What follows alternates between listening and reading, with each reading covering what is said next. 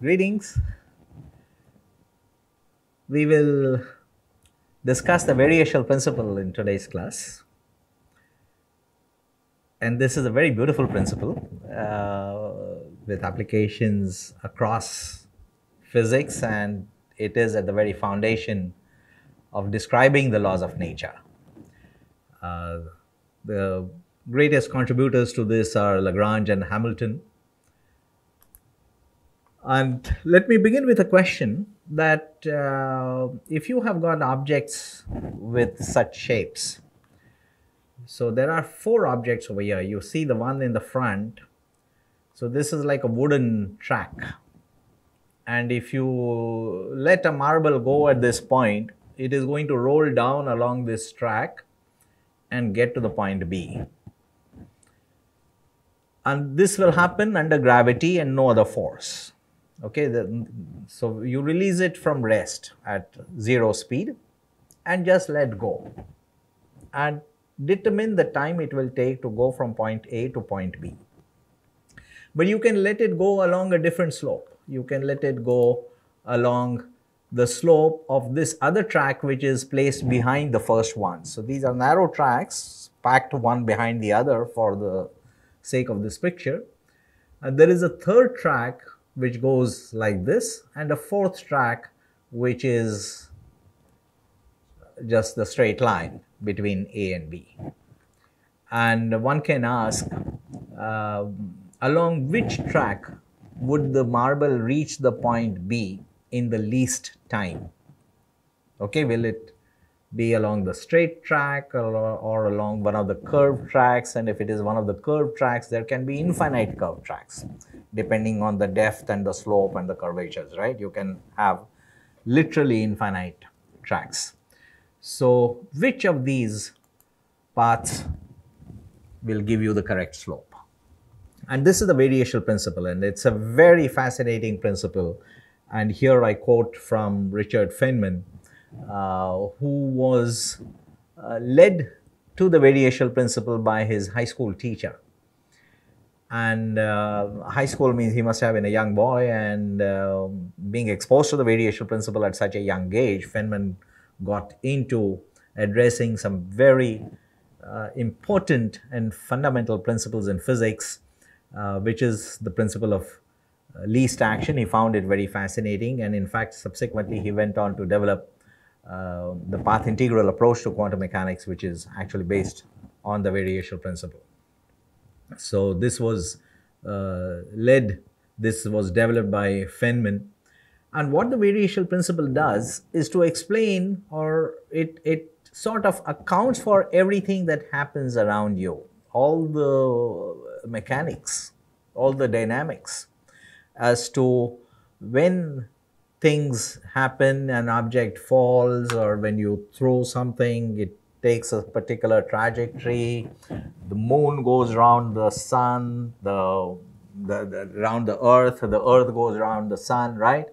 And all the planetary motion, all the galactic motion, and even these larger motions which take place, whether it is small or big, how vehicles move, how rockets fly, their trajectories, automobiles, bicycles, soccer ball kicked around, okay, any motion of any object from the very small to the very large, okay, most of it is accounted for. It is, this principle describes it. I will make a distinction between the words explains and describes. Explains is to give a reason. Describe is to provide a detailed, accurate description how it happens. Explain would answer why it happens. So we are going to discuss the question why. We are not going to discuss the question why, we are going to discuss the question how. Okay? How do things happen the way they do? How does water flow, and then it meets at a particular point? Okay, there is a confluence of rivers, how it flows down the mountains, the streams of the path that water takes, and so on. So all of these questions in mechanics are accounted for by this principle. And we are accustomed to accounting for this mechanics in terms of the Newtonian mechanics, which is the Galileo-Newton approach. So the law of inertia, which is common to the principle of variation also. But then subsequently, in the Newtonian approach, you invoke the principle of causality and determinism, that equilibrium is disturbed. And this happens in a manner which you describe it by saying that the rate of change of momentum is equal to the stimulus, which is a force. So you invoke the cause-effect relationship. Acceleration is the result of the force, and it is proportional to the stimulus, F equal to ma. So that is how you account for motion in Newtonian mechanics. Variational principle is an alternative way of providing that description. It is completely equivalent, it produces the same result, but it makes no use of the idea of force. So the principle of causality and determinism is totally abandoned in this approach. And this is really interesting, that you start with something very different, but you get the same result. Okay? So this is the variational principle that we are going to discuss, and this is of course taught in a good number of MSc courses, for example. But then there are recommendations in the last 15-20 years that this should be introduced early on in college education. There are very nice articles which I have referred to over here, getting the most action out of the least action. Okay, so this is a nice title. You really don't need very advanced calculus or anything to do that. Elementary mathematics is sufficient. And these are some nice articles which I would like to suggest that you read up. And as I mentioned, the variational principle, it provides a backward integration of classical mechanics to develop quantum mechanics. So it's not that quantum mechanics can be derived out of the variational principle, but the variational principle, which is the path integral approach to quantum mechanics, it is one way of introducing quantum mechanics. It's completely equivalent to the Schrodinger and Heisenberg formulation, but it uses a different path. And this path is somewhat fascinating because it also provides a foundation for classical mechanics. So from the conceptual point of view, the development of quantum theory using the variational principle is really very fascinating. And this was done by Feynman, as I mentioned. It was based on a suggestion which Dirac had made, and Feynman worked on that suggestion intensely and ended up developing this alternative approach to quantum theory. So the history of the variational principle is pretty old. Actually, it goes back to the 17th century when Fermat accounted for the paths that light takes, because when light rays meet an interface, it changes the direction, okay, unless it is normal to the surface. But then if it lands obliquely, then it gets reflected, it can get refracted, okay. And why does light take the path that it does? How do you describe it? Is there a governing principle which will describe this accurately? So this is what we find in the Snell's laws, for example. You can give a detailed account for it using Maxwell's equations by invoking the interface conditions of the electric and magnetic fields. So we will discuss this at a later point in the course. But then Fermat accounted for it in terms of what is called as the principle of extremum action. So he formulated this principle that the time the path light would take is an extremum, and that accounts for the trajectories of light rays that we see in reflections and refractions. So there were other contributors to the development of this field. Maupertuis and Euler made very significant contributions. I will mention the Euler-Lagrange equations a little bit later, and of course Hamilton as well. So here I want to emphasize once again that most questions in physics really boil down to finding an accurate way of describing the law which accounts for your observation. So it doesn't tell you why the acceleration is proportional to the force. Okay? But it tells you that if equilibrium changes, you know that there is a rate of change of equilibrium, rate of change of momentum. How do you formulate the law which accurately describes it? And that law in Newtonian method is F equal to dP by dt. Now this would explain the dynamics of everything which undergoes a change in equilibrium. Every single thing, whenever you see that there is a change in equilibrium, it is accounted for by this particular law, which is why you call it as a law of nature. So it is not telling you why F is equal to dP by dt, but it tells you that whenever equilibrium changes, what is the law that describes it accurately. So we are going to answer these questions as to how do you describe the law. You know, what is the principle, what is the governing principle which tells you how things happen the way they do, and not really why they happen the way they do. Sometimes we use this vocabulary loosely, but then we have to keep it in mind that, okay, this is the real question that we are really trying to answer. So the alternative formulation of mechanics, of classical mechanics in terms of the variational principle is best done in terms of the generalized coordinates, which are the generalized degrees of freedom that we talked about in the previous class. And we know that when there are constraints, you can reduce the degrees of freedom.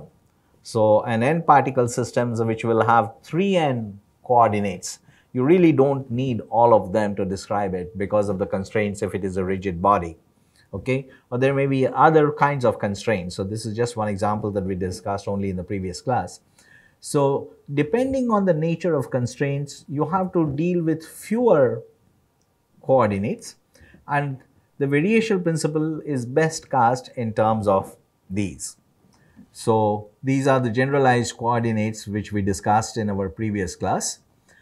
And if you look at how light travels, okay, if you have parallel rays incident on a parabolic reflector, okay, they all get reflected and converge at the focus. Okay, if you have a light source at the focus of an ellipse, and if you have an elliptic mirror, then the light waves will bounce the way it is shown in this figure. It will always go through any point, wherever it hits, it will go through the other focus. Okay. So here is a picture of this giant meter wave radio telescope which we have near Pune, and this also has these parabolic reflectors. So here we can ask, why does light take the path that it does? This is one question that we can ask. But then, is this the right question to be asked? Or is the right question, how do you describe the law which tells you how light propagates? So these two are somewhat different questions. And it is the question B which is the right question to be asked. So what is the law which describes how light propagates? And we will tackle this question. We begin by the description of the state of a system, and then we have to determine the law which would describe accurately how the state of the system changes with time. So how do you characterize the state of a mechanical system, and how does it change with time? So these are the questions that we try to answer in mechanics, and Newtonian mechanics does it invoking the cause-effect principle of causality, and this is contained in the laws of Galileo and Newton. Galileo's identification of the law of inertia, which helps you find what is the inertial frame of reference, and then Newton's law F equal to dp by dt, which tells you how change in equilibrium is accounted for. And in Lagrangian and Hamiltonian mechanics, which are founded on the principle of variation, the formulation is again in terms of the state of the system, which is described by position and velocity, or alternatively by position and momentum, or equivalently you can describe the state of the system by a function of position and velocity. So L is a function of position and velocity. We will discuss what this function is. Or you can have a function of position and momentum, which is h. So L is called as a Lagrangian and h is called as the Hamiltonian. And you can describe the state of the system accurately either as position and velocity or some function of position and velocity, which is by Lagrangian. So in the variational method, you describe the state of the system by the Lagrangian of the system, okay, or equivalently by the Hamiltonian. But Hamiltonian you would write in terms of Q and P, and Lagrangian in terms of Q and Q dot, which is position and velocity. And then we have to set up the equation of motion, that how does this system change with time. So you need the time derivatives of the position and momentum. So the time derivative of momentum is the force in Newtonian mechanics, and likewise we will see how the system evolves with time in the Lagrangian formulation and in the Hamiltonian formulation also. You will get the rate equations for position and momentum in the Hamilton's formulation, but as we develop this further.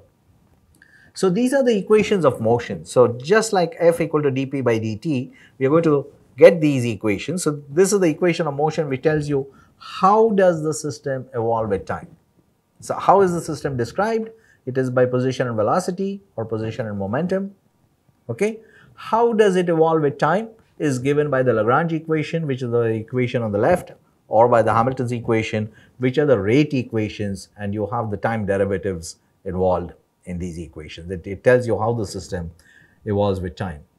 Actually, the question remains the same even when you reconcile yourself with the fact that position and momentum cannot really be accurately simultaneously measured. Okay, if you make an attempt to do so, that attempt fails. There is no method. It is in principle impossible to get accurate simultaneous information about this. And if that is going to happen, then this whole system is going to collapse. Okay, you need an alternative way of describing the system. You cannot describe it by position and momentum. You have to describe it by something else, and you describe it by a state vector, and then you describe how it evolves with time, what is its time derivative, which turns out to be the Schrodinger equation. So in all of these, you see that the basic question is the same. How do you characterize the state of a system? It is in terms of position and velocity in classical mechanics, and it is in terms of a wave function in quantum mechanics. Okay, so by mentioning quantum mechanics, we are slightly jumping ahead of ourselves, but this is just to keep this at the back of our mind, that the fundamental question in physics is this, that how do you describe the state of the system, and how does it evolve with time? How does it change with time? So it's the same question that you answer in Newtonian mechanics, Lagrangian mechanics, Hamiltonian mechanics, Schrodinger mechanics, okay, which is equivalent to Heisenberg mechanics and also to Feynman mechanics, which is the path integrals in quantum mechanics, path integral approach to quantum mechanics, right? So we started out with this question, that if you have got a point S, okay, which is the start point, and a finish point over here, and you let go of some marble over here, what is the which curve would give you the fastest reach. Okay, you let go of this particle and you are asking along which particular curve the object will reach the finish point fastest. And chronos is the Greek word for time, fastest is brachistos. So you are asking what is the brachistochrone, okay, along which curve do you have the brachistochrone. So this problem is famously known as the Brachistochrone problem. This was actually posed by Johann Bernoulli and in the 17th century, and the tradition was that learned people would throw an open challenge that, okay, this is the question that I'm asking, do you have the ability to solve it? And look at how he posed it. He says that I, Johann Bernoulli, address the most brilliant mathematicians in the world. Nothing is more attractive to intelligent people than an honest, challenging problem, whose possible solution will bestow fame and remain as a lasting moment. So this is the problem that Bernoulli posed. And he says that if someone communicates to me the solution of the proposed problem, I shall publicly declare him worthy of praise. So that praise coming from somebody like Bernoulli would really mean something. And there were 5 solutions which were offered to this problem. One was by Isaac Newton, then by Jacob Bernoulli, who was a brother of this Bernoulli. When you talk about Bernoulli, there are so many Bernoullis in 3-4 different generations, some sons, cousins, nephews, and so on. And all of them were brilliant. So it was an extremely brilliant family. And then there was a solution offered by Leibniz, by Delay Hospital. He's the one after whom there is a formula which is well known, and then Johann Bernoulli had a solution himself. Newton did not actually identify himself. He offered the solution anonymously through somebody, okay? But then Bernoulli, when he saw the solution, he recognized that this must be Newton's, and he said that we know the lion by his claw. So this has got a very interesting history, the development of the variational principle and so on. So what is this principle? It begins with an ansatz. An ansatz is like an axiom. Okay, it is some consideration that you begin with to develop your theoretical formulation. Okay, so Newtonian mechanics, for example, develops with the ansatz that, okay, you describe the state of a system by position and velocity, or by a point in phase space. It can be the position velocity phase space or the position momentum phase space. And the system, the equilibrium is disturbed according to the principle of causality. You don't derive it from anything. You propose it as an ansatz. You test it. And you find that, okay, everything happens according to it is consistently described by this ansatz. And that is how you test the theory. When it fails, even if there is a single exception to its prediction, then you know that, okay, there is something wrong with this, and this has to be superseded by a better theory. So that is also how quantum theory had to be introduced. Because at some point, this ansatz fails to describe all the dynamics that is observable in the physical universe. So here the ansatz is that you compose a function of the position and velocity to describe the state of the system, which is the Lagrangian.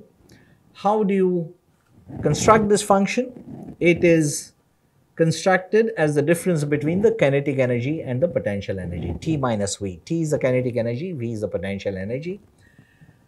And you describe the state of the system by this difference, not by the energy, not by the total energy, but by the difference in the kinetic energy and the potential energy.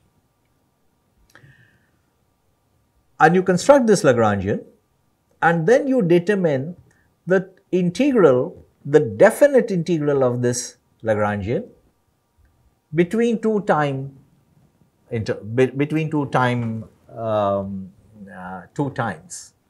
from, let's say, t1 to t2.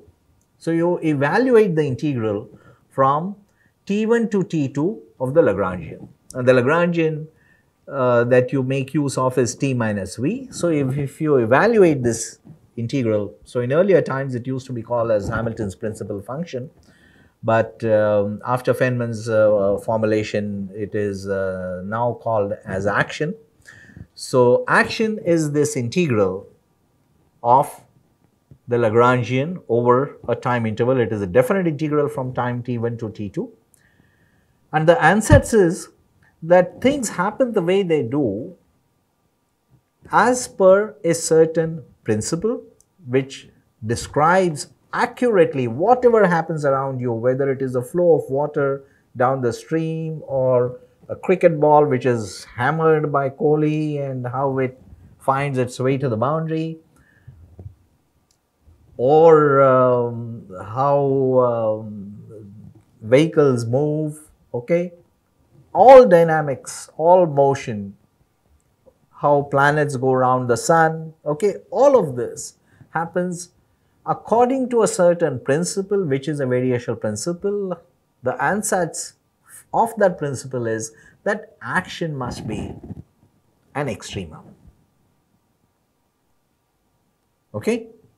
Now this is amazing. It needs tremendous intuition to discover such a principle. You don't derive it from anything. Okay? Just like you don't derive Newtonian laws from anything, you don't derive this from anything. You can show that it is consistent with Newton's laws, but that's not the same thing as deriving it out of Newton's laws. Okay? So this is an amazing principle which you don't really derive out of anything else. You propose it as an ansatz that, okay, if you begin with this ansatz, then you can provide an accurate description of every mechanical motion that you observe in nature. So this is the principle. And you have now described it in terms of the position and velocity. So you take the simplest functions of position and velocity. A position of function, we know well enough that the potential energy of a particle is a function of position. So it is natural to describe this as the potential. Okay? Function of velocity. Now, if space is isotropic, then property should not be different in different directions, right? So if there is a function of velocity, you would prefer that function to depend quadratically on velocity rather than linearly on velocity. Okay, because when you take a quadratic function of velocity, it will be v dot v, which is v square, and then it doesn't depend on the direction of velocity anymore. Okay, so you look for a function which depends quadratically on velocity. So you express the Lagrangian as a function of velocity square and a function of position, and the simplest functions in mechanics that you can construct will be t minus v. Okay, why should you have a minus sign there, and why do you have an m over 2 over there is a question which you can naturally ask. Now this question will be answered a little bit later, but now we should be able to appreciate as to why you express it in terms of the kinetic energy and the potential energy. These are the straightforward functions of position and speed, and you prefer it to be a function of the square of the velocity rather than the velocity itself. Okay, so just keep that point in mind over here, and then we will see why these functions have to be this a little bit later in this course. So this is the Lagrangian, which is t minus v, okay, And if you define the Lagrangian in terms of t minus v like this, you can apply to other things in mechanics, including motion, including interactions which are electromagnetic in nature. You have got a charged particle in an electromagnetic field. You can set up the Lagrangian using a similar formulation. Okay. So Newtonian mechanics depends on the idea of force as the cause of change in momentum, all right? Whereas in the principle of variation, you make no reference to force at all. Likewise, you make no reference to any variational principle in Newtonian mechanics. In Newtonian mechanics, the governing principle is the cause-effect relationship, is the principle of causality. It is the linear relation between acceleration and stimulus and force, right? So that is the governing principle. So the foundations are completely different. Newtonian mechanics makes no reference to variational principle. Variational principle makes no reference to force, but both end up getting you the same results, which is very fascinating. So this is action, all right? And if action is to be an extremum, then a change in action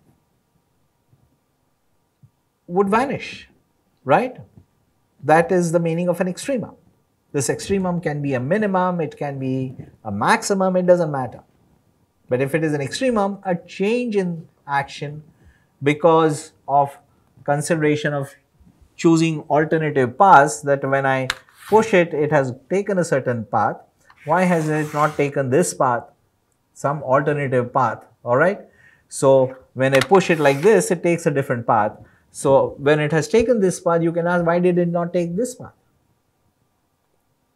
So the reason the object goes according to a certain path is because that is how nature governs its mechanics. And we are asking, how do you accurately describe which path will be taken? So the path that will be taken can be different. You can think of, thousands of alternative paths, but only that path will be taken for which action is an extremum. So the variation we are not talking about are with respect to alternative paths in the configuration space, okay? And this variation in action must vanish, and this variation is therefore, since the Lagrangian is a function of q and q dot, it is a sum of these two terms, and this variation must vanish. Okay, so this is the variation, this is the variation in q dot. What is q dot? dq by dt, delta q by delta t in the limit delta t going to 0. So it is a variation in q because of time. What is the variation we are talking about? We are talking about the variation not because of time, but because of alternative paths that the system can take. So the option between alternative paths, that variation is completely independent of taking the time derivative, which also involves a certain variation. It also involves a certain rate, which is dq by dt. It is the rate at which the velocity changes with respect to time, the rate at which the physical property changes with respect to time. That is a different consideration compared to the alternative you get because of the consideration of a different path that you can think about. So these two are completely independent, and therefore these delta q dot is the same as delta of dq by dt. Because these two are independent operations, the corresponding mathematical operators commute. And the reason they commute is because they are completely different operations. One examines the rate of change of position with respect to time, and the other considers a variation because of the choice of an alternative path in the phase space. So these commute. So that is the reason this delta q dot is the same as delta of this is delta q dot, but these two operations change. They can be, these operators commute, they can be interchanged, and you can write this change in the velocity as d by dt of delta q, because these two operations are mathematically independent of each other and the corresponding operators commute. So this is your result now. This is an important result, and we will carry this to the top of the next slide. Okay, so this is the result that we get. And now you have the first term, so the del L by del Q delta Q you have written here, which is the time integral from t1 to t2. The integration is over the time variable, so this is just the first term. And this is now an integral of a product of two functions. And we know how to integrate a product of two functions. Okay, so this is the integral of the product of two functions. So you have del L by del Q dot, and this is the integral of the differential of delta Q. So it is delta Q itself, and you will need to take the difference in the values of this quantity between the upper limit and the lower limit. Means I pointed out that this is a definite integral, so you have to take the difference, and then the second term will involve this d by dt of del L by del Q dot delta Q dt, right? So this is a straightforward integration of the product of two functions, and this is the kind of thing that you are examining. You have got a certain start point, you have got a certain finish point. You can think of these alternative paths. They can even cross themselves, it doesn't matter. So whether it crosses or doesn't cross is just a matter of detail, but they all give you alternative paths. And these are the alternatives which are talked about in the principle of variation. Okay? Where does the variation take place? Between the start and the finish. Not at the start, nor at the finish. Okay? The starting point is fixed. The end point is also fixed. So at this point, at the start and the finish, delta Q is 0. So you're taking a difference of this quantity at the upper limit and subtracting from it the value this quantity has at the lower limit, but delta Q is 0 both at the top of the limit as well as at the bottom of the limit, because the variations are in between, not at the start point or the end finish point. Okay, so this term goes to 0, right? And now you are left with an integral which is from t1 to t2. Del L by del Q is coming from here. From this term you get the derivative of del L by del Q dot. Okay, delta Q is common in the first and the third term, which you have written here. Okay, and the integration variable, integration is over dt. So what is our ansatz? That action is an extremum, no matter what the variation is. Okay, no matter which alternative path is taken. And on all of these alternative paths, delta Q will be different. Okay, the delta Q will be different on all of these paths. So regardless of which path is taken, if this definite integral is to vanish, then the integrand itself must vanish.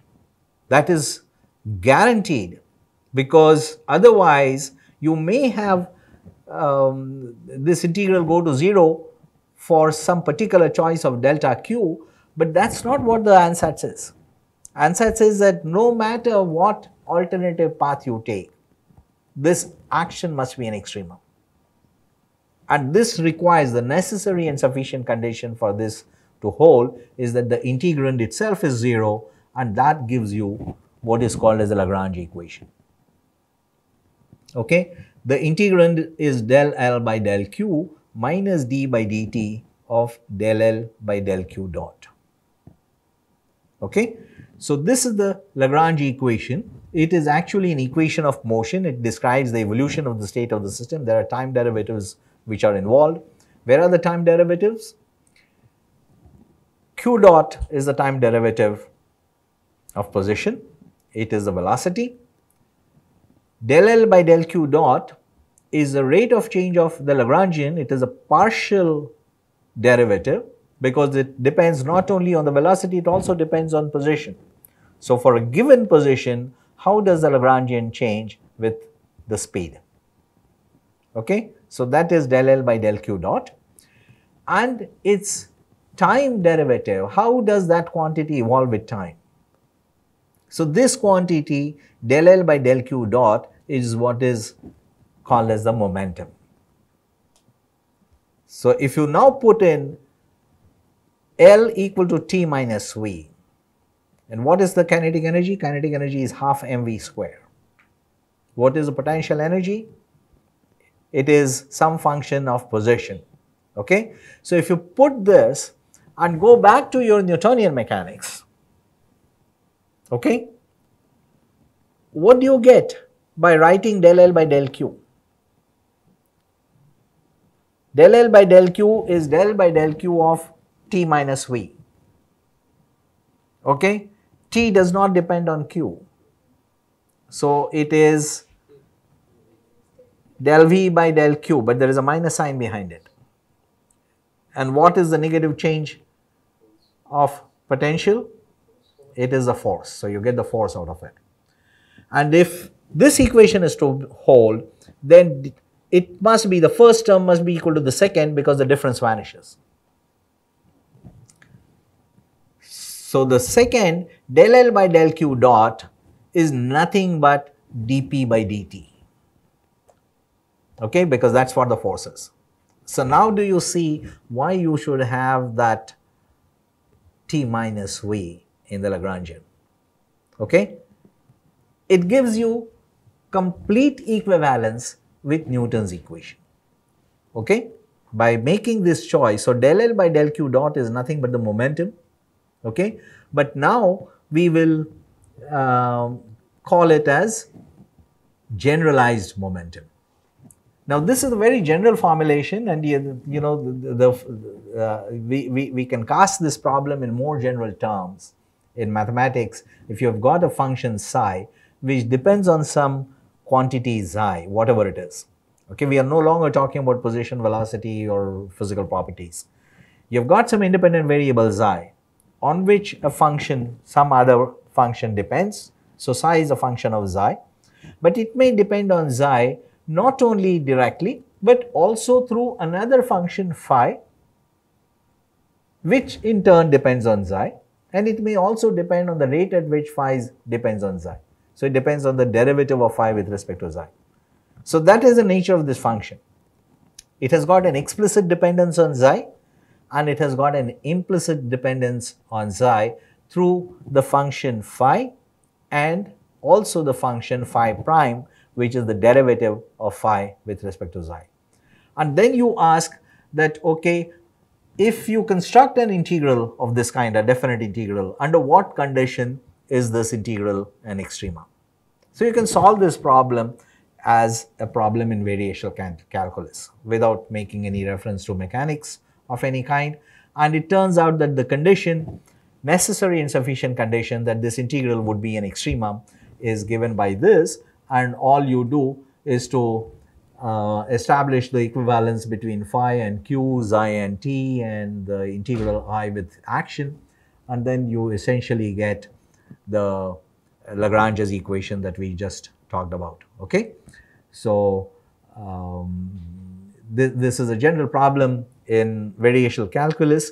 The equation which is over here is known as the Euler-Lagrange equation. Euler made a significant contribution to that, and the Lagrange's equation in mechanics is just a special manifestation of the Euler's equation, and it explains this particular phenomenon of how would you describe the path along which an object would tumble down to a point, some finish point starting from wherever it does. Okay, it can be under gravity, it can be under some other forces, it doesn't matter. Okay, so we will discussed this analysis in terms of generalized coordinates, generalized velocities, and generalized momenta. So the generalized momentum, we just now identified that del L by del Q dot is the momentum, which will give you the consistent formulation with Newtonian mechanics. And because the generalized coordinate is not always of dimension length, we have already seen that for a rigid body you have got these angles which do not have the dimensions of length. The generalized velocity will not always have the dimension of Lt minus 1, and momentum will also not necessarily be MLT minus 1, but it may have some other dimensions. Okay? So this is the question that we are discussing.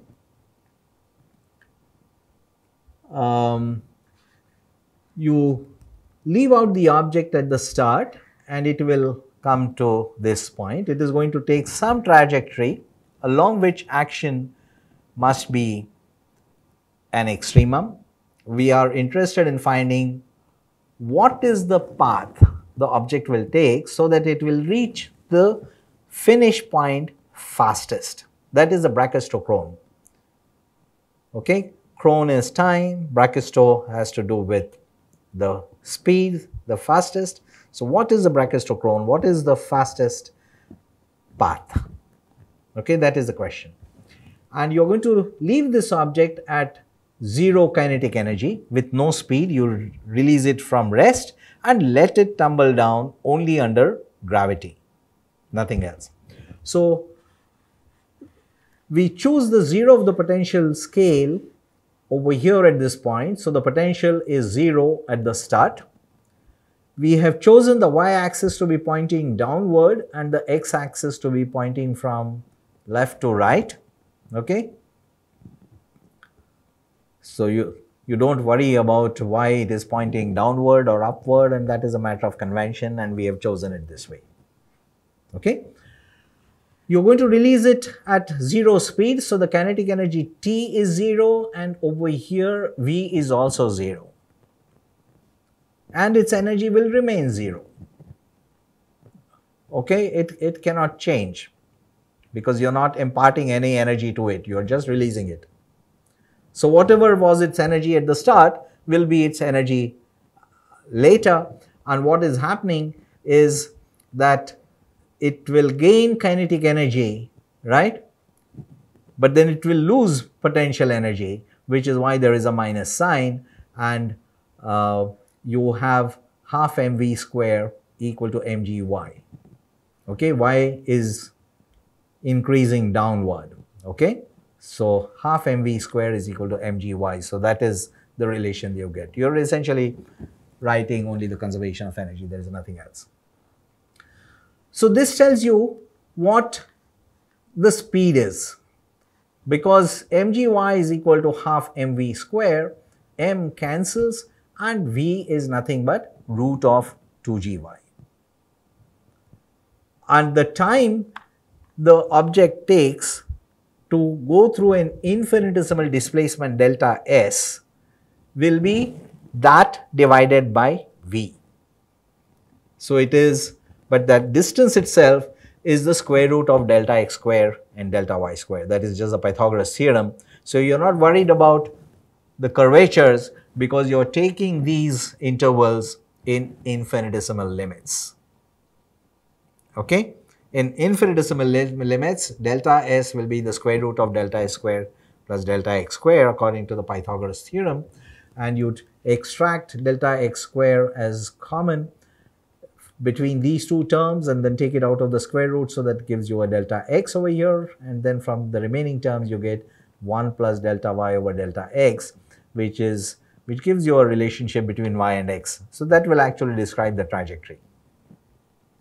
Okay, how y changes with x will give you the equation to the actual path. Okay, and then of course you have the velocity in the denominator, which is square root 2gy.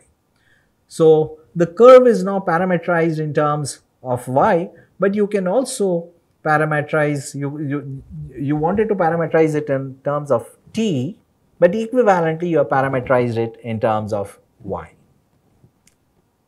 Okay, you're interested in finding what is the least time it would take, but you can ask how will y change with x so that this will be the least, so that delta t will be the least, okay? So this is the question that you are developing, right? And the shape of the curve is parameterized in terms of the height function. If you want, you can call it as depth, because you have chosen your 0 to be at the point S, right? Whether you call it as height or depth is a matter of terminology, so I won't worry too much about it.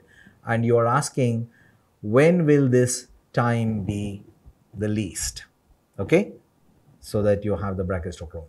So this is the relationship that you are trying to analyze, right? So let us write this integrand, which is 1 plus dy by dx is y prime, that is the derivative of y with respect to x.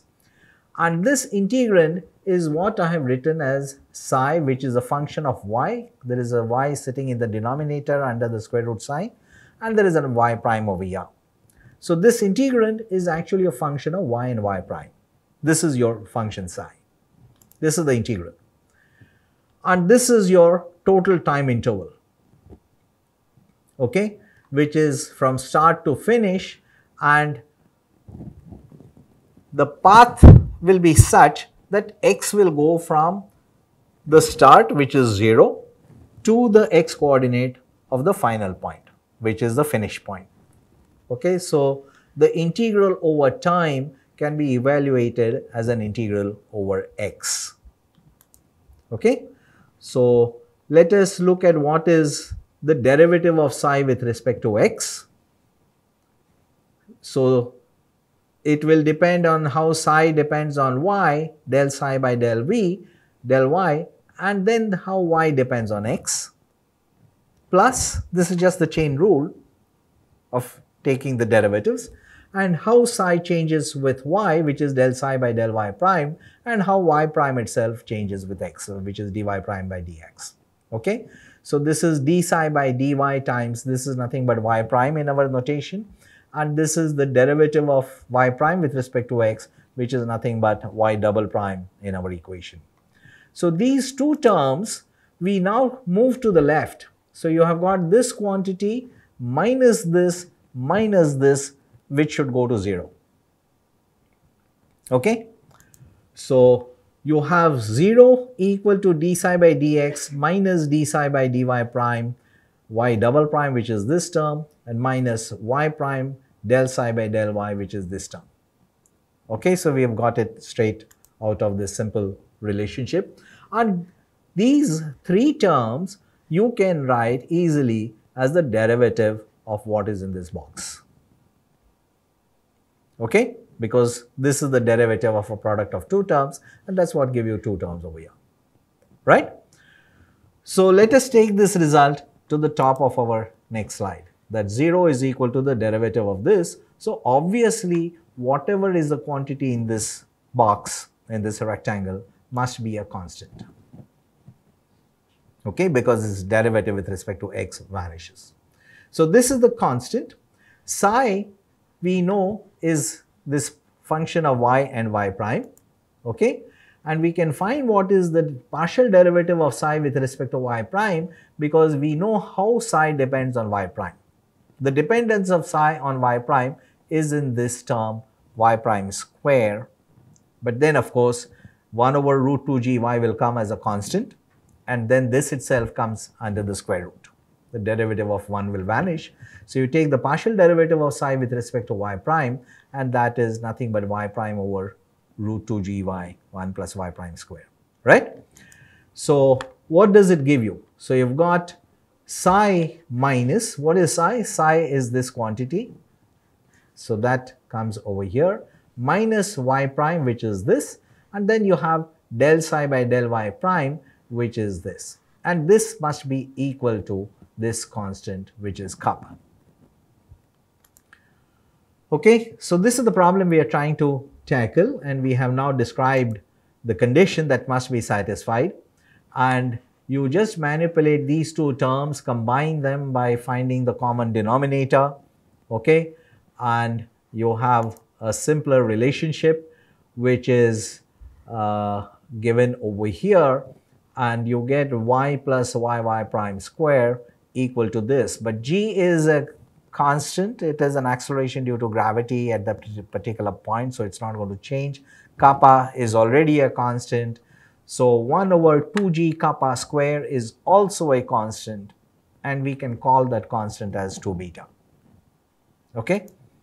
So y prime must be equal to root of 2 beta minus y. So you subtract this y, move it to the right, get 2 beta minus y, and then divide by y, take the square root, you get y prime. So y prime must always be greater than 0, because once the marble starts rolling, there is no reason why it will reverse its direction. Okay? There are no lateral forces. So dy by dx will always have to be positive. And if dy by dx is to be positive, then the right hand side of this equation must also be positive. That tells you that 2 beta must always be greater than or equal to y, and we know that y itself always has to be greater than or equal to 0 because you started out with 0 and y is only increasing as you go down, right? So you get this inequality relationship between y and beta, that 2 beta must always be greater than or equal to y, which is also greater than or equal to 0. So this is the relationship that you get, and you transfer the variable one more time. We already transferred from t to y, and now from y to theta by introducing this relation. You write y in terms of theta now as beta into 1 minus cos theta. But then at y equal to 0, cos theta will be equal to 1, and therefore theta must be 0. So you find that second constant. Okay? So you have this relation that 2 beta must be greater than or equal to y, which is greater than or equal to 0, and dy by dx is now given by y prime, but y is written in terms of theta. So you can get y prime, from here. So you get 2 beta, you are taking the derivative, right? So you get 2 beta, and this is a very simple manipulation of this. You write these functions not in terms of theta, but in using trigonometric identities. You can write it in terms of theta by 2, and you get this relationship which I bring to the top of this slide, and you have dy by dx, which is y prime equal to the ratio. This is the inverse tangent of half the angle. Okay? So what it tells you, that dy itself is this ratio multiplied by dx. Okay? And y itself is given by beta minus beta cos theta. So that tells you what is dy. A differential increment in that quantity will appear as a differential increment in theta, right? And from the earlier relationship, you have this result, that 2 beta sine square theta equal to dx, right? So now you can put these two results together and get dx equal to beta 1 minus cosine theta. And now if you integrate this, you will get a relationship between x and theta. But when you integrate, you will also get a constant of integration, which is c. You can determine that constant of integration by recognizing that at x equal to 0, theta must be 0. So by putting that condition, you determine what that constant of integration must be, and that constant of integration obviously turns out to be 0. So now you have got the relationships both for x as well as y. So y is written in terms, is in this box, and x is over here with c equal to 0. So you can write x and y, and now you have got a very beautiful relationship. And you just have to identify the curve which is described by this. Okay? So what is beta? That is something that you want to determine, and if you you can find that out by demanding that beta must be such that the path should not only begin at the start point, but it should go through the final point. Okay, so the extremum were pinned down already. Okay, so it has to go through the final point, and you can easily see that if you write this beta as the radius of a circle which is sitting over here, then you have an equation to a cycloid. So it's a matter of straightforward trigonometry and geometry. I will leave that as an exercise, but you see that the resulting equation that you get is an equation to a cycloid. So you know what a cycloid is, and I think I've got a video which I downloaded from the internet. What happened to that? Yeah, I think it's coming. Yeah. So this is the cycloid. So it is the path of, let me put it on repeat and show it again. So if you have got a circle whose center is moving in one particular direction, then a point on the rim will trace the cycloid. So that is the trajectory that will be taken by this object. So this is what is called as a cycloid. So let's go back to this. So you essentially get a cycloid trajectory, and here are the paths that we started out with, that you can think of alternative curvatures, okay, and you can think of infinite ones. And the models that I'm showing you, these have been prepared and tested right here in Tirupati by our students.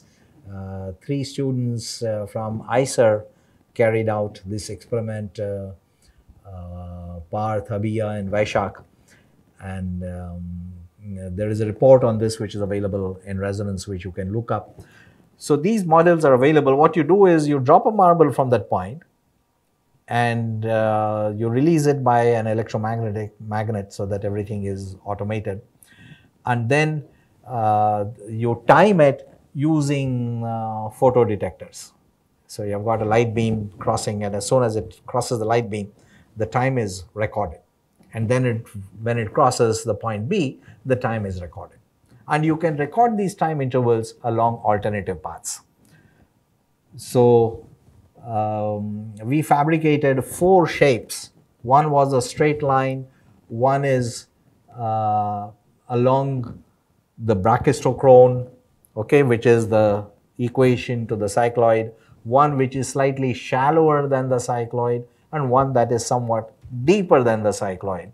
And you can do this experiment, and these students did this experiment like hundreds of times, and then take the average to make sure that there are no experimental errors of any kind and so on.